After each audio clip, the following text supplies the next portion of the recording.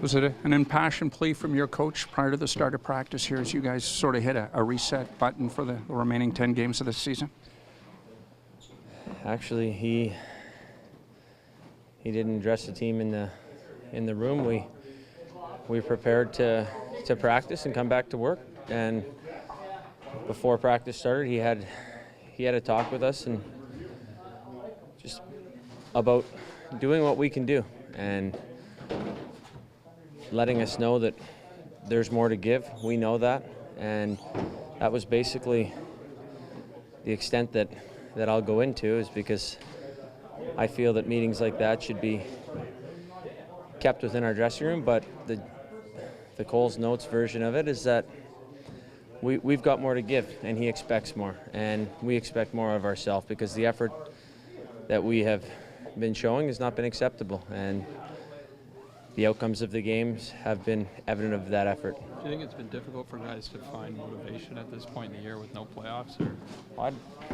Jonas, you're still playing in the best league of the world. You're playing professional hockey, and you're getting paid to do a job.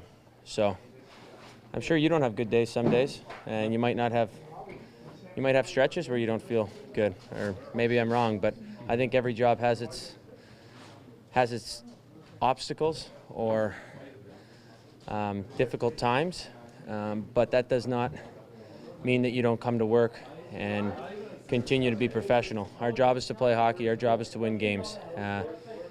We know where we're at, and the bottom line is that what's done is done, and we've got 10 games left, and you have to play for the guys in the room. You have to play for each other. You've got to play for your coaching staff and the organization.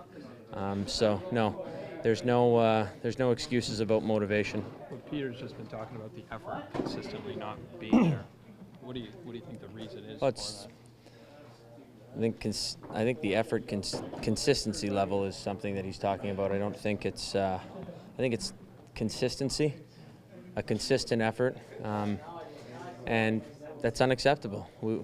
I just said that earlier. Is that he expects more, and we expect more out of our team.